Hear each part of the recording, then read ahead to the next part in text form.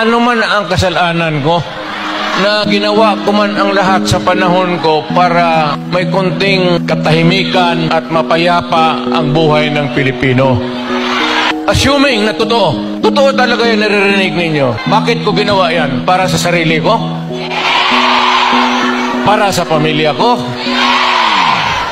Para sa inyo at ang inyong mga anak sa bayan. Ganito man talaga ang swerte ko sa buhay. Okay lang, tatanggapin ko yan.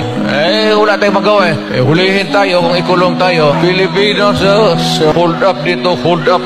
Wala nang ginawa ko ini. Ayaw ng gulo, napipilitan tayo to confront evil because nandyan sa harap natin. Sino ba naman gustong pumatay?